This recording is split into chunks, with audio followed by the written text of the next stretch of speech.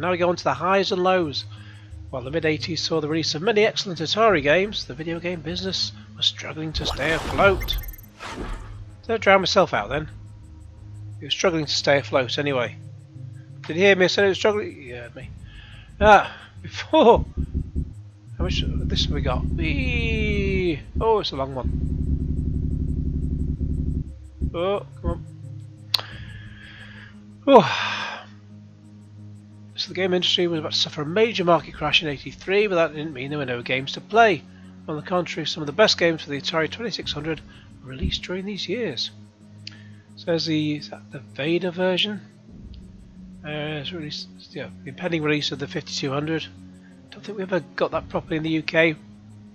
Released a new model of the system of the 2600 with the same form factor but without the 70s era wood panelling colour scheme. The wooden was great though. That's what everyone wanted.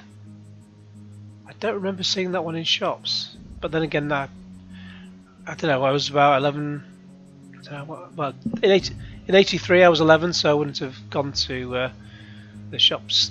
Yeah, certainly wouldn't have driven down to the shops anyway. There we go.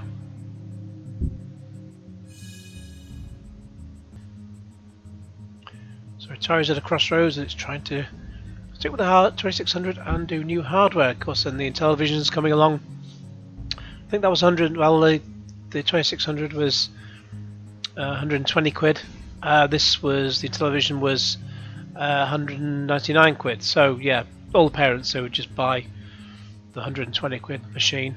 No one's going to buy the more expensive one. I didn't know a single friend who had the Intellivision, nor even the ColecoVision. Not sure I even saw either in the shops.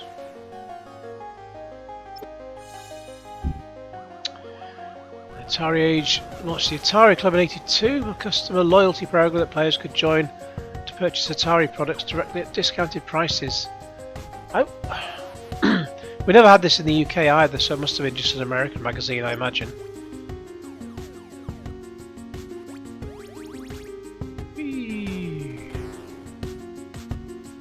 Discounts on all cartridges. I wonder how much the discount was, because somebody had Atari sale just recently with the XP cartridges. Said, oh, they're on sale, they're on sale, they're on sale.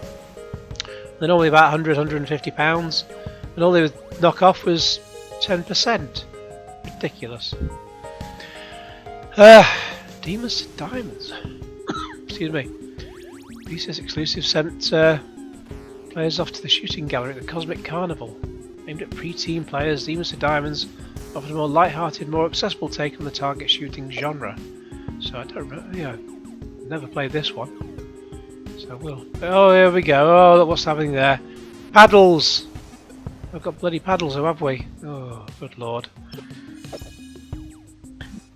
Not sure, was that on the list? I don't remember seeing that on the list before. But if there's Atari VCS games which are not on that list, then I'll have to trawl through here again after, when I'm going through all the Atari games. On and now, July releases. So the July-August '82 issue featured this advert for 2 new VCS games. So there's Demons to Diamonds and Math Grand Prix, both aimed at younger players.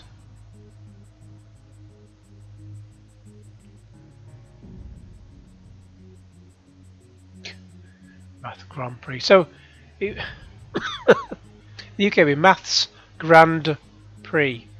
Math Grand Prix. Ugh. Madness.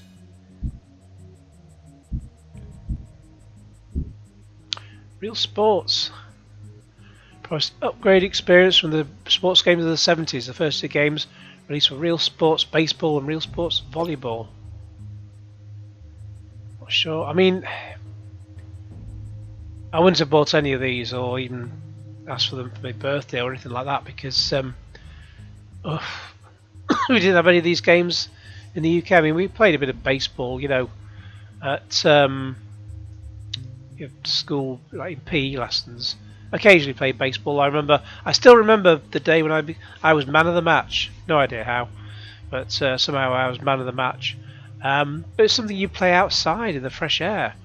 You wouldn't come home and just play it on a computer like that. Just you come home and you want to play Space Invaders or something like that. Pitfall, you know.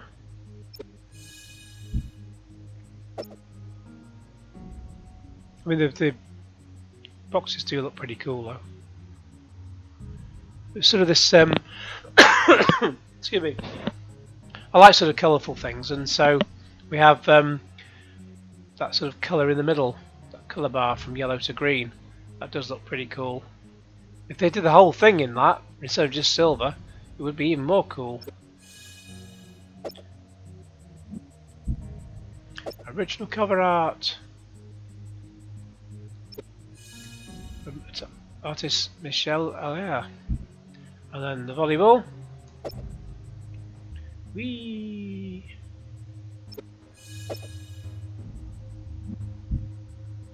Your sports American football, as it would be called over here.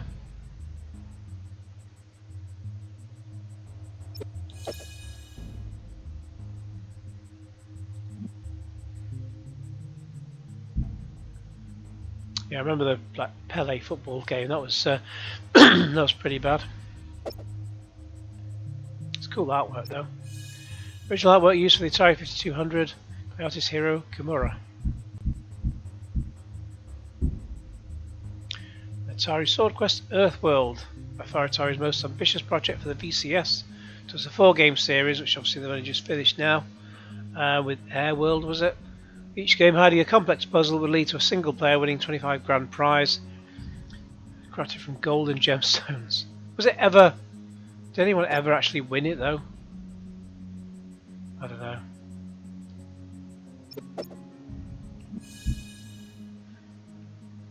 And then the origins of Sword Quest.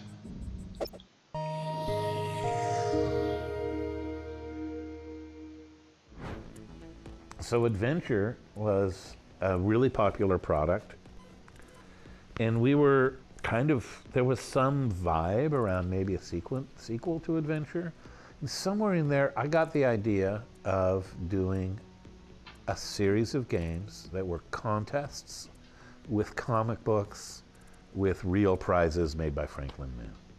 We were part of Warner Communications, and somewhere along there, we had started to be doing bits of comic books with the games. And because Warner Communications owned DC Comics.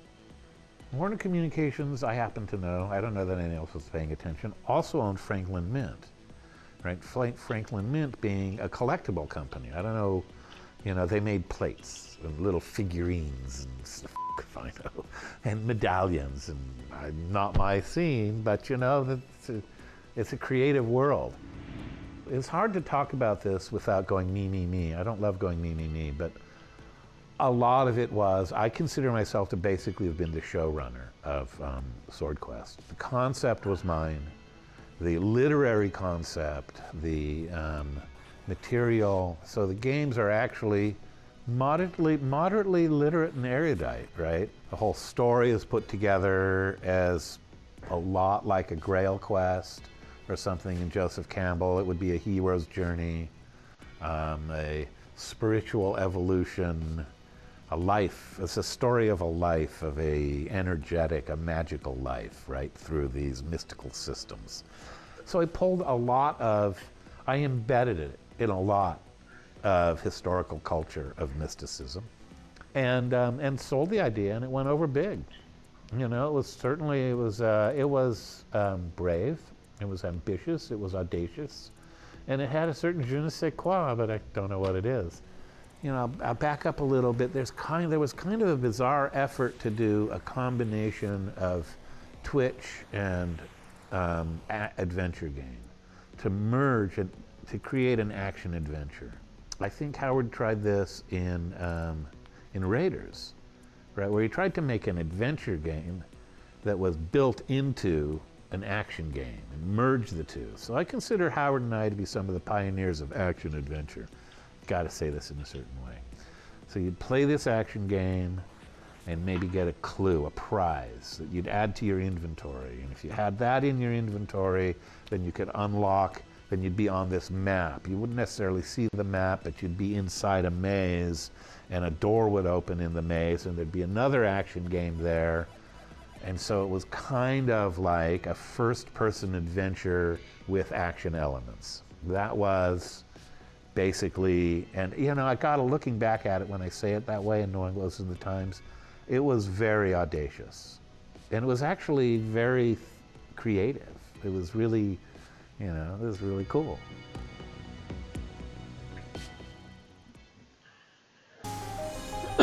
I tried playing the new Sword Quest game and I just got completely lost.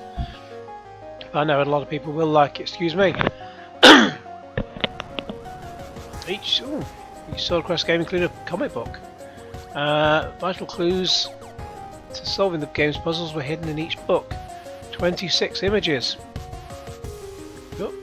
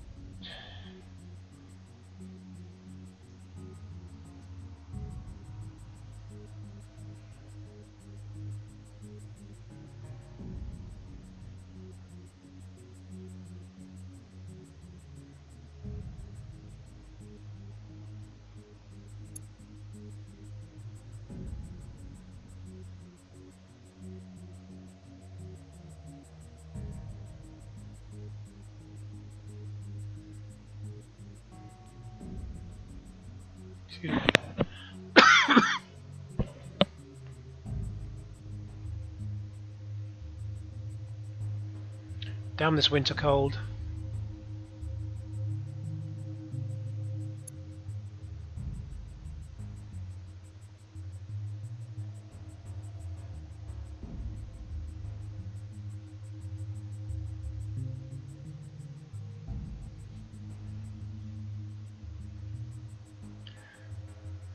Sort of make it a bit not so zoomed in so you can read it all in full.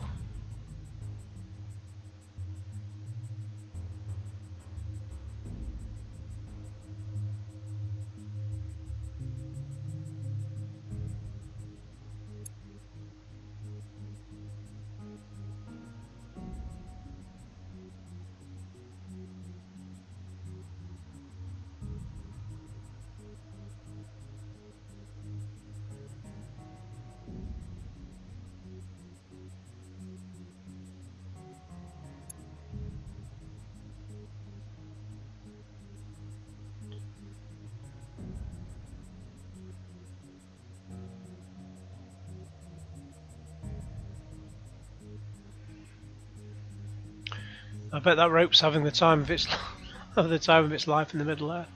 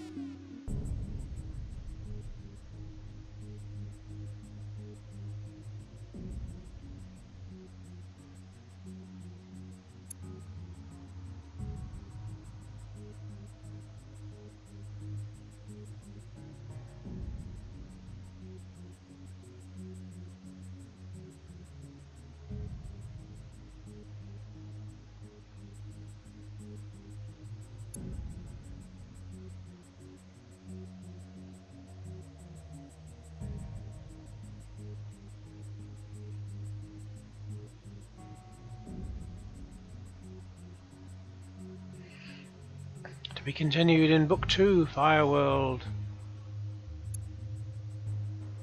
Very cool imagery.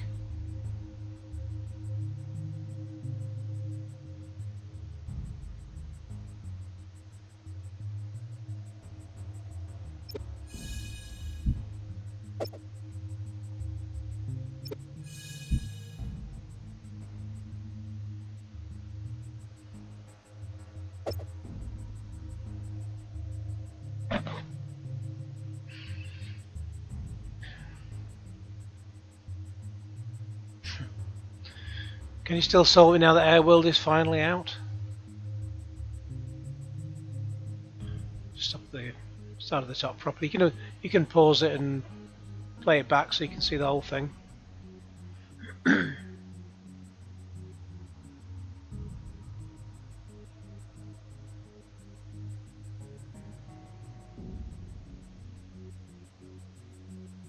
and Earthworld was $40, whereas the other games were around $30. Still 30 quid in the UK. I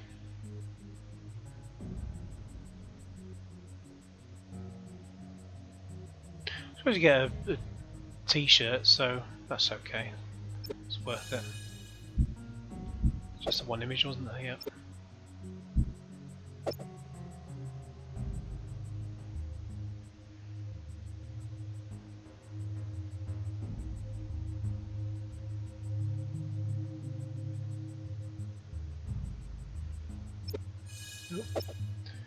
Airworld's out by fall, or autumn '83. Well, more like late 2022.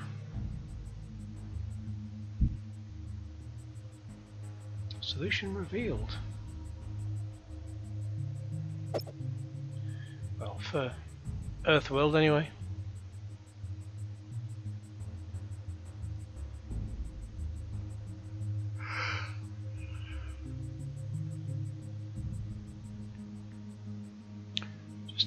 Show that properly again this time. Again, you just pause it and go back and forth. So you read the whole thing.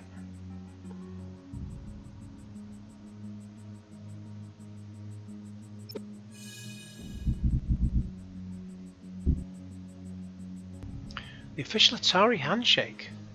Perfect for identifying fellow Atari players and or accidentally dislocating their thumbs. Yeah, that's just bizarre. I don't shake hands anyway. I'll fist bump. I don't shake hands. Yeah.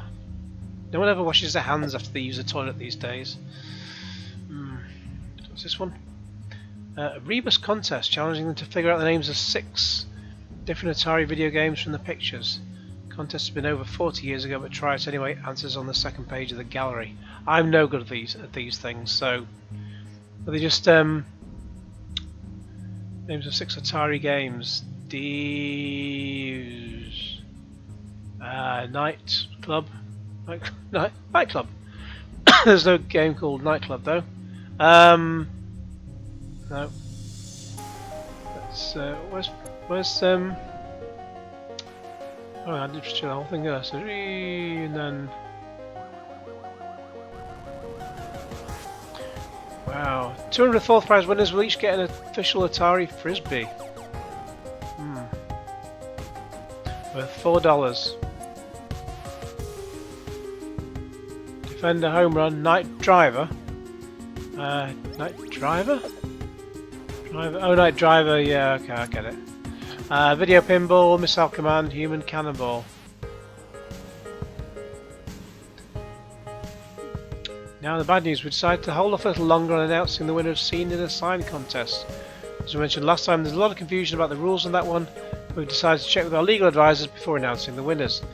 Please don't call us to ask, we'll contact the winners directly as soon as they're determined, and the names will appear in the next Atari Age. No whack. Then we have the Atari 5200, which we never... I think yeah, it came out in the UK, but yeah, it's just never. Or did it? I don't know. Everyone's still. What time was this? This was 82. So the 2600 was still going strong. We just played that. We had no reason to deviate from that. And the the 5200 wasn't even compatible with the games of the 2600. So why do you have a separate console? And oh god, with this awful joystick as well. Yeah, it did not automatically self-center, so it was just horrible. What on earth came up with that crap? A trackball, that'd be nice, but again, an expensive accessory, just for a handful of games. Centipede Missile Command, yeah, be about it. Atari Tragedy, in the words of Atari engineer Jerry Jessup, the 5200 was a good idea gone horribly wrong. This video feature, he, Howard, and Todd Fry explain how the 5200 was released into the market of the objections of Atari engineers.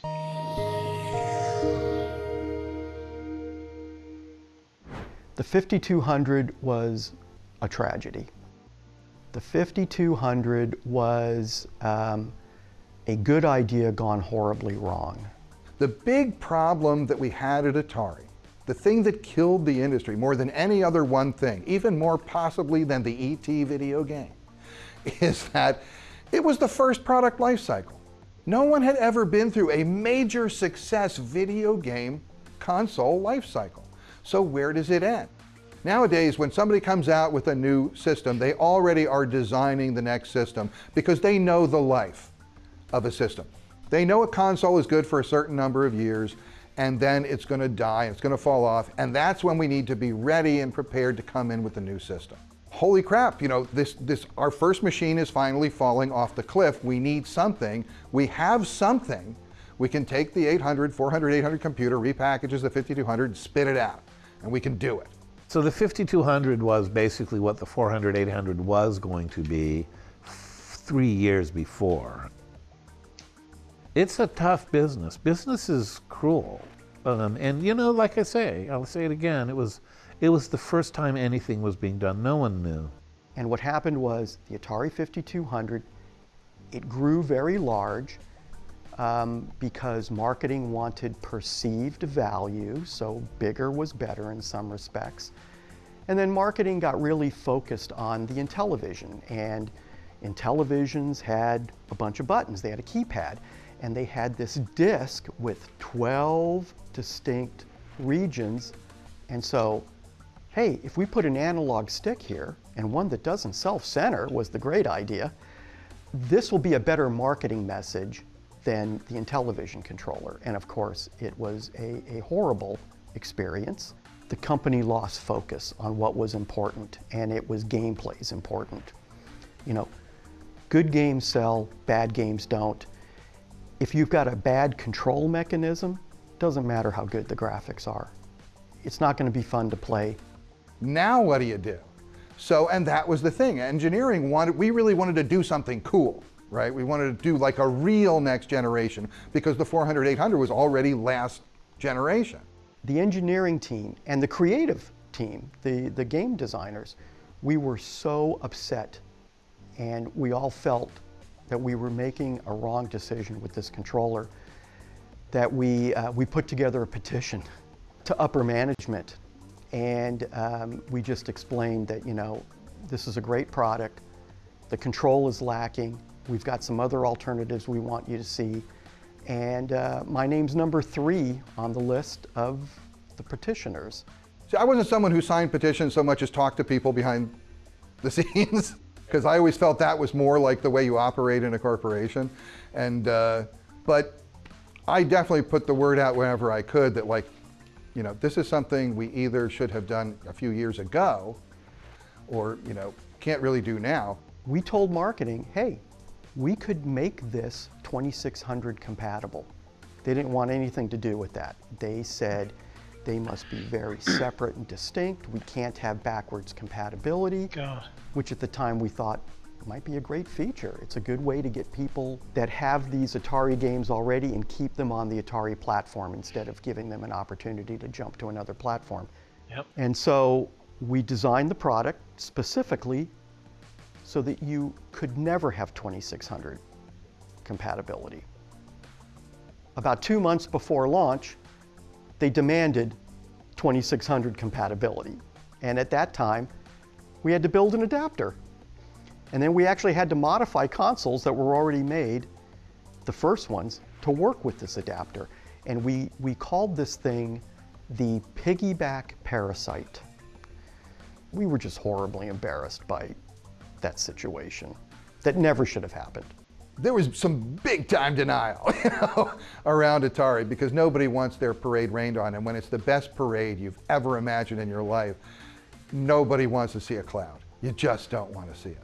So we didn't.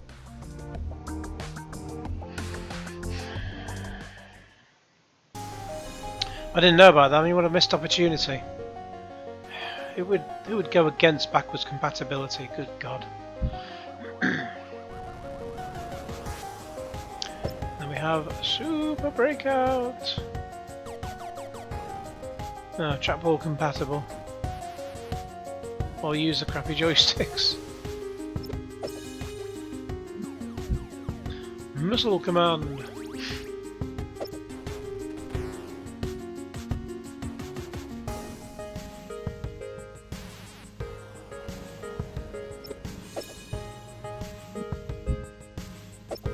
Star Raiders.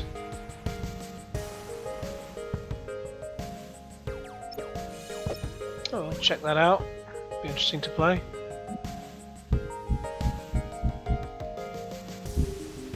Centipede! Well, I've seen enough Centipede already. So just so I flick through what it's going to show us.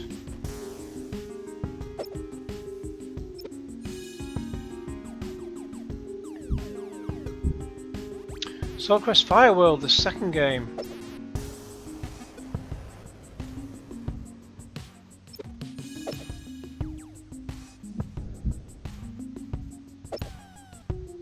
It's very nice indeed.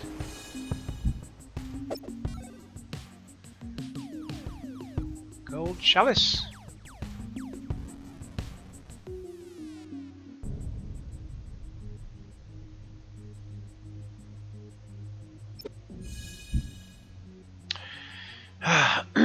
Let's delve into the Fireworld comic.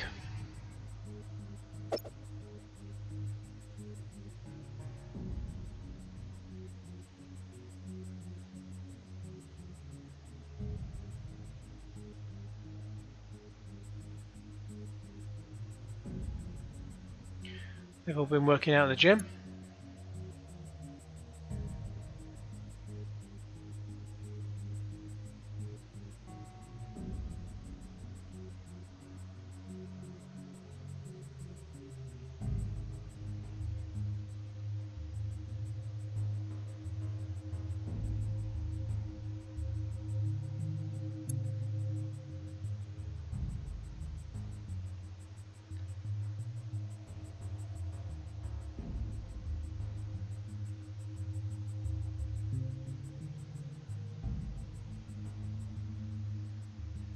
Looks like Wolverine.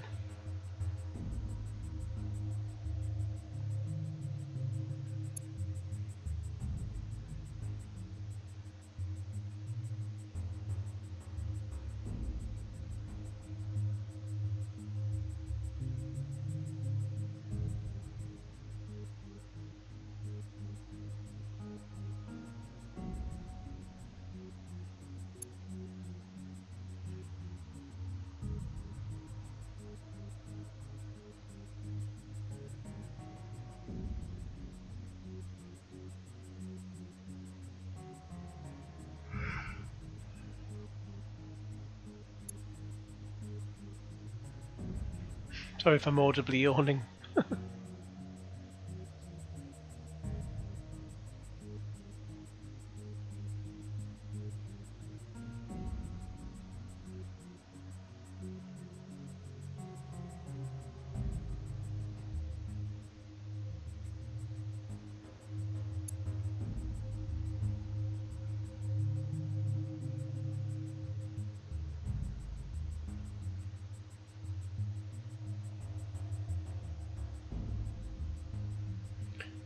Zoom in just enough.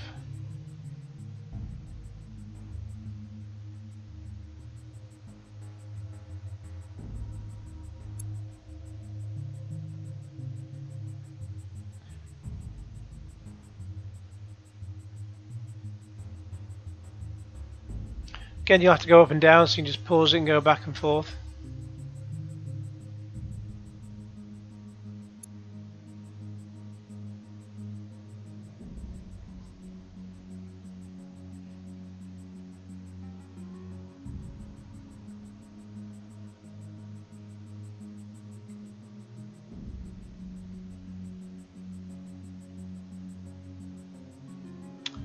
Zoom in just enough.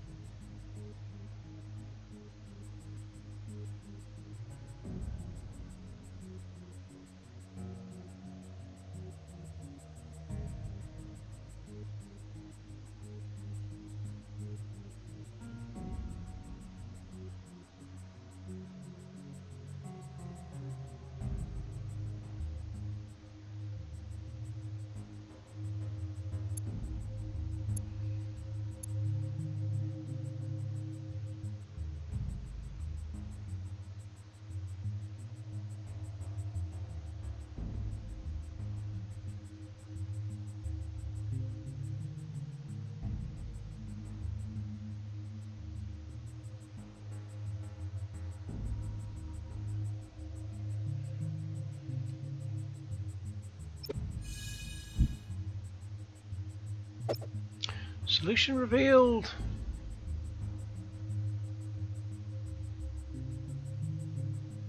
Those manuals do go on for quite some time, but yeah, you'd be hard pushed to get manuals like that these days, I tell you. And then to Quadrun. First 2600 game to use voice synthesis. Released exclusively through the mail order Atari Club at a highly high-priced collectible today. So we'll play that when I'm going through all the 2600 games. So no game variations.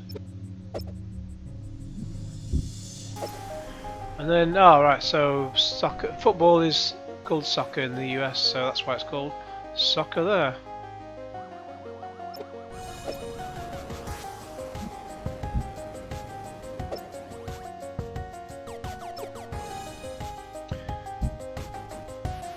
Art by Steve Hendricks and then Chris Kenyon.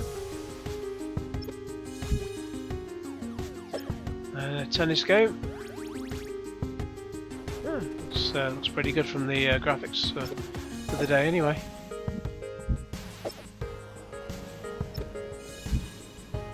And basketball. The promotional use only contains no product. Brilliant. Ah, prototype version considered to be complete but never officially released. Interesting. We shall check that out in due course.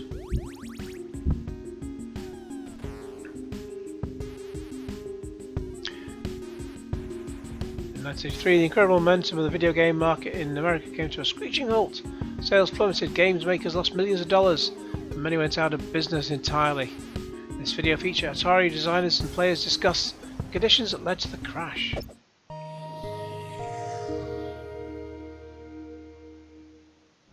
When you have a tragedy, and I do believe that the fall of the video game industry in the early 80s was a tragedy. It was a tragedy to many, many people. It changed a lot of lives. I think it's pretty obvious when it comes to the video game crash that Atari didn't have control over the quality. I mean, it needed some sort of way to keep just anybody from writing cartridges for it. And so many people saw this video game gold rush and they just, started dumping crap. I remember going into KB toy stores and just seeing, really bad box art and just really just terrible looking games. And that's when I started losing interest and the market became flooded just with garbage. And it ultimately led to, of course, things like E.T. being, actually buried in the desert like garbage. And what happened was that E.T. became the face of the crash of the video game industry. And I, of course, was the butt behind the face. That's kind of the way it went. Greed and hubris, that's what undid Atari. If they just had worked more from a place of focusing on making great games and delivering great games to the customer instead of how can we maximize revenue, I feel like they'd still be a huge powerhouse today. Frankly, Warner did not understand technology. They didn't understand the consumer marketplace, the video game, and Ray Kassar, I think was afraid of releasing new product because it might not be as successful as VCS. So that's a sure way to fail. I regret that we didn't have a new console by '84 that would have made it so that Atari continued to be a really viable business. We never, ever got down to ever having any process by which we could come up with a better system. Even to say, I think people do believe that if they just released the 5200 earlier, or if they released the 7800, or they had done different things, they would could never have they would have survived the crash a lot better, and they would be a powerhouse today. As a kid, I didn't know much about business, but I just felt like something was wrong. No one knew anything. Certainly no one knew how to replace an existing console with a new one. The real one-liner about why the game industry crashed and went away is that it was a first product life cycle and nobody knew what to do.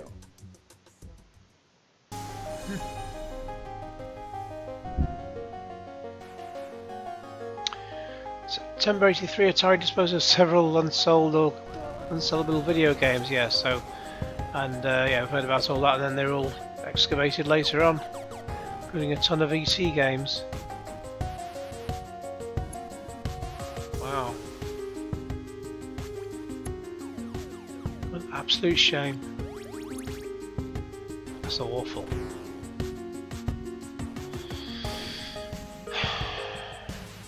I should hang for that. Miner 2049er. Remember playing that in the arcade, I think.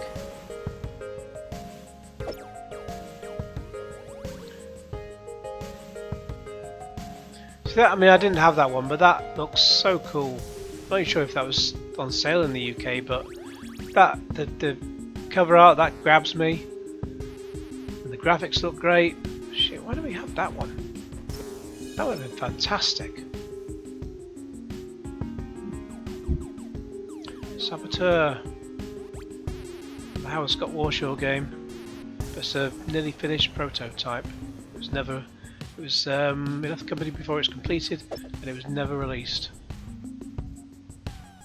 Oh, I think I have played that, or something similar to it anyway. Vctr. So you can get so far through it if you're good at it, but yeah, I was absolutely crap at it. And then on to the third game in the Soul Quest series of Waterworld. Nothing to do with the film, which wasn't very good. Sold exclusively through the Atari mail order service, the Atari Club mail order service. Original cartridges are thus very difficult to find in any condition today. But Radical Reggie's got a few of them. Whee! Very strange stuff again. Hang on. How do you bring it back up again? Whee! Swizzle it round. New DC comic book.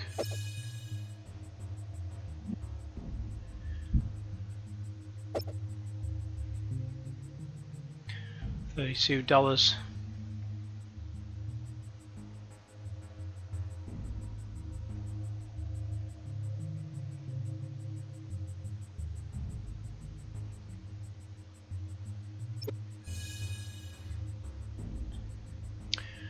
Dangle the promise of winning the solid gold crown.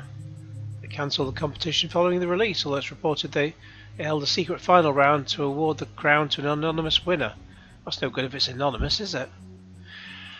Oh, strap yourself in. We've got the third comic, Waterworld. Here we go. The final comic produced since Our World was never completed on the Atari 2600. Well, until this compilation.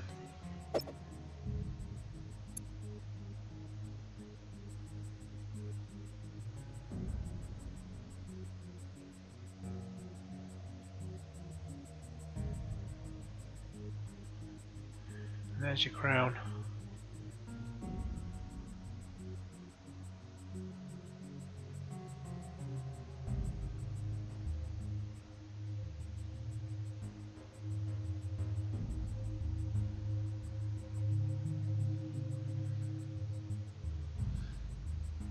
Is the word dived?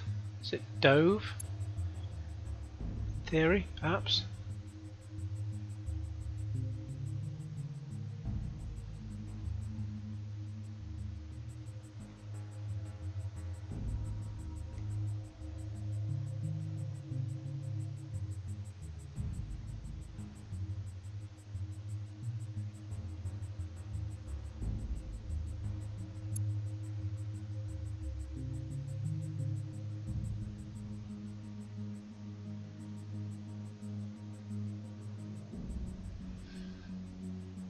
Oh, the trouble of being tossed around.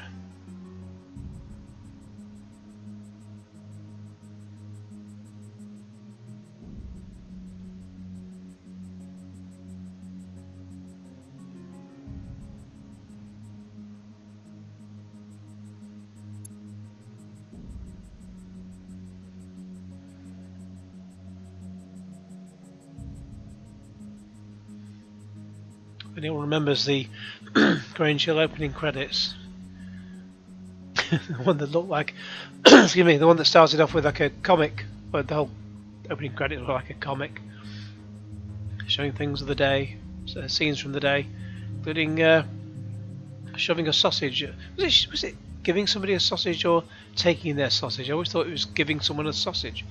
If they're giving you free food, why would you complain? So maybe it was just taking it away. I don't know. Let me know your thoughts in the comments below.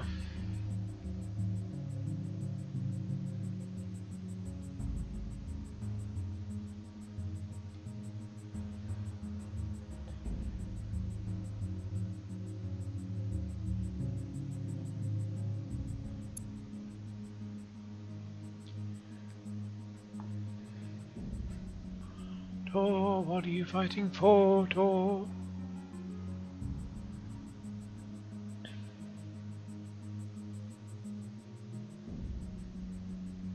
Right, just going up. Oh, that's it. Oh, the icebergs. Oh, they're all melting under global warming. Oh God, is that Tor? Looks more like Hamlet. Is it Hamlet or is it Macbeth? No, it's Hamlet, the one with the Yorick. With old Yorick, who doesn't say very much.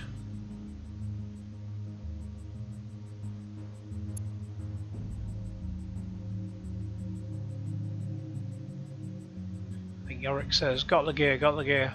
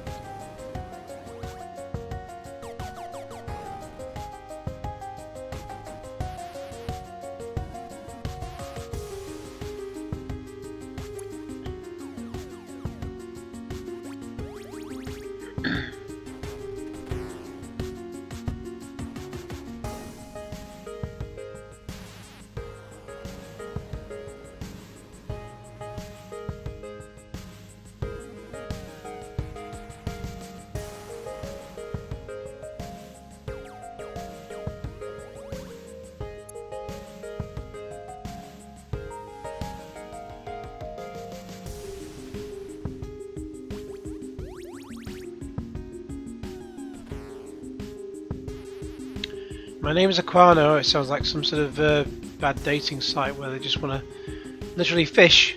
Fish. They fish for all your details and your bank details. Don't give them anything.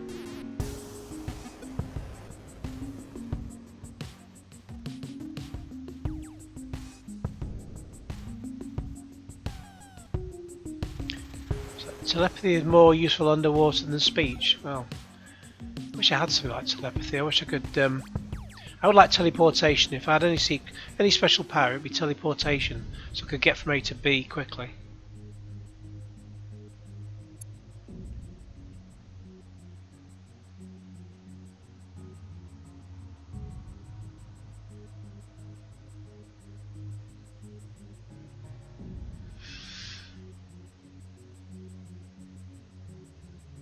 Oh, windy pops.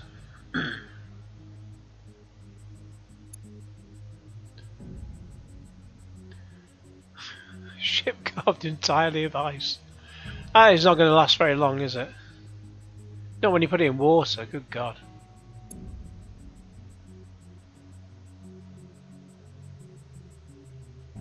Gronk.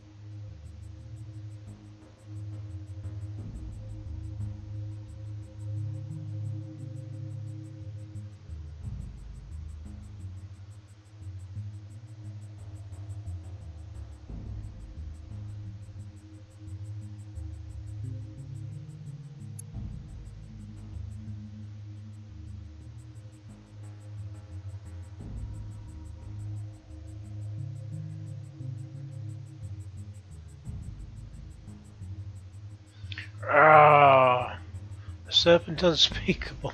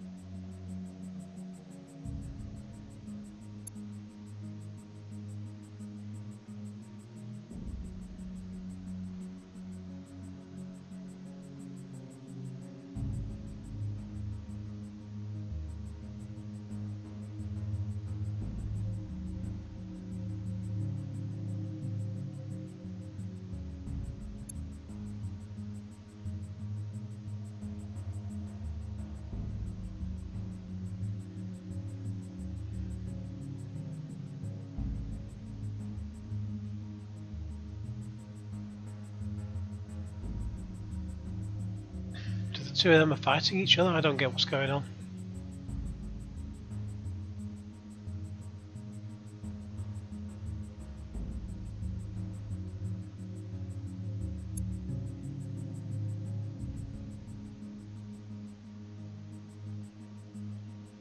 It's like a chink. Sounds a bit rude.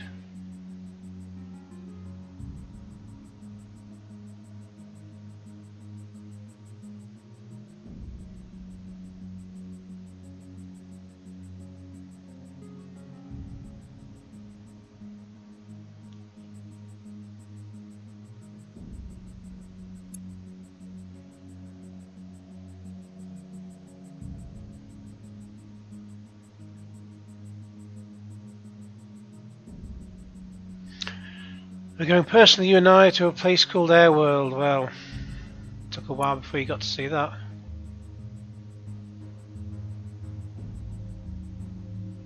It must be a real pisser when if you get three the comics that were produced, then you never get your chance to get the fourth. The Airworld artwork by Warren Chang. Oh, intended for use on the Airworld game.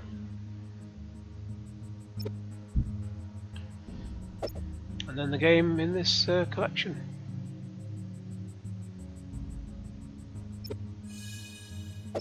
Which you can play. Which you did play. Make your own left-handed joystick. Well, I mean, I write with my left hand, but I just do all other actions with my right hand. So yeah, write with the left, do everything else with the right. So I wouldn't need a left-handed anything.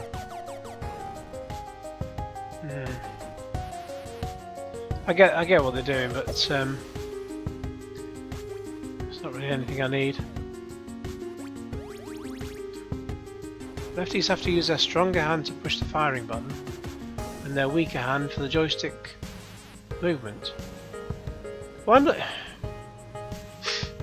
maybe I'm ambidextrous, but then I can't write with both hands. I don't know. I don't know how it works. Looks like an absolute faff. You have to buy a spare joystick just in case you completely knacker the first one. Millipede! Oh, we've covered this already. Millipede all over the place.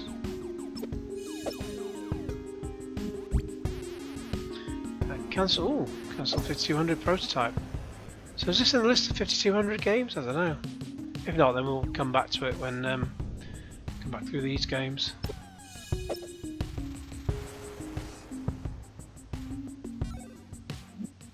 And again, I click on play there. It doesn't seem to give me an option to play it. Does it? Oh, it does. Yeah. Sorry. Let's go. Oh, go back to where we were. Hang on. Sorry. We will go back to these, but just for now we're just concentrating on all this. Artist Hiro Kimura again. Crystal Castles with Bentley Bear, oh, I don't know. So we played the arcade version of this. So yeah, the 2600 game is a bit of a not quite as good, obviously, but there we go.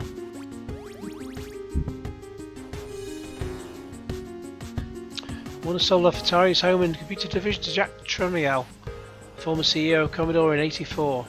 You laid off most of those. I was like, what's happened with Facebook and Twitter? Laying off most of the staff, slimming them down considerably to focus on a new generation of home computers, not video games.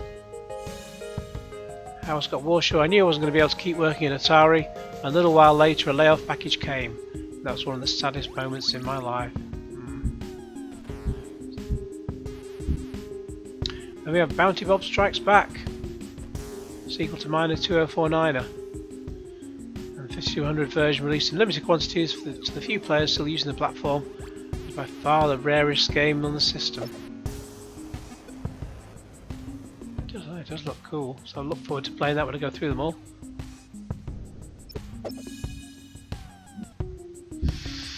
Then we have the Atari 7800. So yeah, originally meant to be released in '84. Then came out in '86. I'm not sure whether it, again, like the 5200, I don't think it really came out in the UK, or unless it did, or I don't know. I never saw them in the shops, and by then, quite frankly, I don't know how much it was sold for, but not offhand. But the ZX Spectrum was out then, and that was 100 quid, 130 quid, depending on the model you had. So yeah, it was. Anyone went with the Spectrum, basically. So games consoles were out of favour. I mean, the old D-pad business. Asteroids. I don't think I've played any. Well, I played played at least one homebrew 7800 game, but I've not played that. So yeah, we'll check that out. 7800 version of Centipede, more pedes. Centipede, millipede. Pede all over the carpet.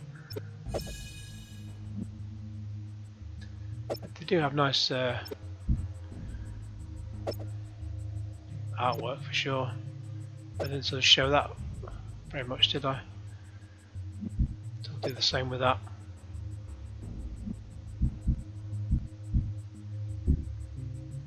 And the 2600 Junior, I did have one of those. I bought it second hand though, so I certainly didn't pay $50 for it, or probably 40 quid in the UK. Just feels sort of like a backward step if you're just going back to the original machine. You're competing with yourself really. Just if that can do, since that can do 2600 cartridges, just make people buy that. Why have that as well? So when you have 3080 series of NVIDIA graphics cards came out at the end of 2020, and there was limited quantities of silicon for cards anyway, and rather than concentrate on making the cards everyone wanted, they just started doing 3060 and then 3060 Ti and 3070 Ti. Just make the game, make the cards people want, not the other junk people don't want. We took an Atari 2600, we just took a bandsaw and we started cutting the plastic away.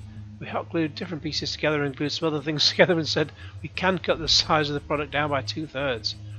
That's how the 26 Junior started. Solaris. Have I played that?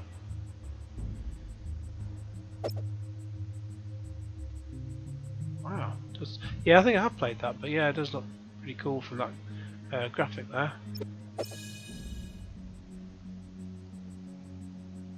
A licensed game for the Last Starfighter. I love the Last Starfighter. I've even got a laserdisc of it. The game was cancelled in '84, but released it as Solaris in '86. So it's space shooter gameplay, makes it the sequel to Star Raiders in all but name. Real Sports Boxing. Well, that looks a hell of a lot better than the a lot better than the usual Atari boxing we see. did I just push this back up?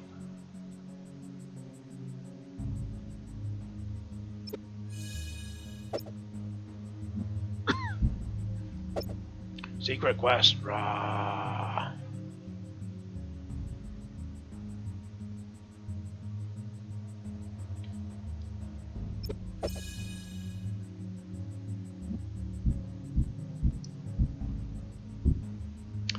Atari after the crash. So we're nearing at the end of this one. So the VCS, or 2600 as it was now known, turns 10 years old in '87, but a revitalised gaming market meant there was still a demand for 2600 games.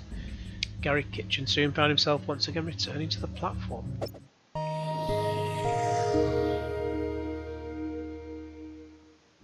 There's this funny time period in the history of, if I wrote a book on the history of the video game industry, there's this funny time period where we had left Activision and we went from this fabulous AAA office complex, beautiful. We had more space than we needed by a factor of 5, and we went to the most horrible office in Midland Park, New Jersey, in the basement of an optician's office. Game industry, this was after the crash. Game industry was a disaster. And it was just, oh man, what an office. It was horrible. But we survived in it. I mean, you gotta do what you gotta do. So anyway, we're in this horrible office, and we're doing C64 stuff at that point. And I get a call from a buddy of mine. Actually, he was our part-time sales guy, and he always visited Toys R Us, and he knew them really well. He called me and said, you know, you're gonna laugh, but they want to know if anybody's doing 2600 games. Because at that point, there were none. Nobody was doing them. But there were 26 million consoles in homes. And people were going in Toys R Us saying, why don't you sell games for my Atari anymore? So I said, wow, that's interesting. How many would he buy if he had a 2600 game? He said, oh, you know, 20, 30,000 pieces probably. And I said, all right, I'll get back to you. So we did Title Match Wrestling and Super Skateboarding, first two titles. I mean, regular skateboarding, first two titles. And he loved them, and they sold like crazy.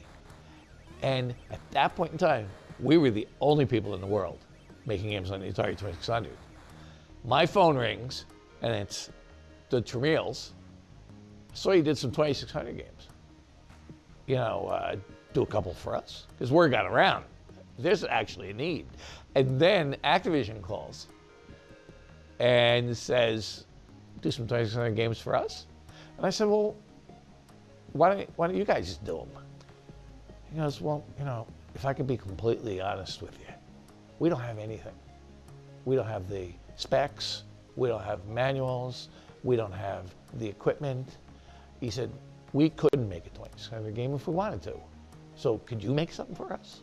I tell people that, they're like, who the hell wanted 2600 games? You know what? No one told consumers that there had been a crash.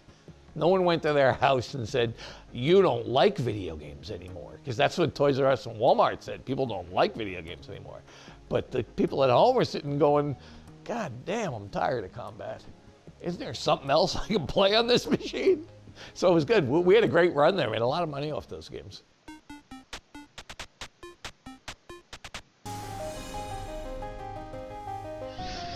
Okay. Now, as already sort of pre-populated when I've flicked back and forth through things. Notable and quotable. No one told consumers there had been a crash. No one went to their house and said you don't like video games anymore. And then to Dark Chambers. Basically 83. This is 89 by now. Based on the 1983 Atari computer game Dandy by John Pilovich. Dark Chambers is a multiplayer dungeon crawling action game that takes inspiration from pen and paper role-playing games.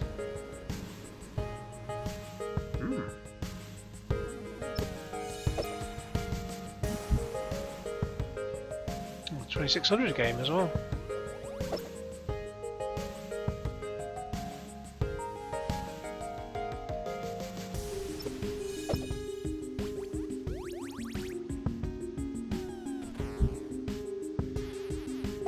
And cover art. That's the same Yeah, same for both ones. More than games, while the video game business crashed in the mid-80s, the home computer business thrived, and Atari played a major part in bringing computers into the homes. And that's where we'll go next, with the dawn of PCs. Dawn of PCs and then the 90s and beyond.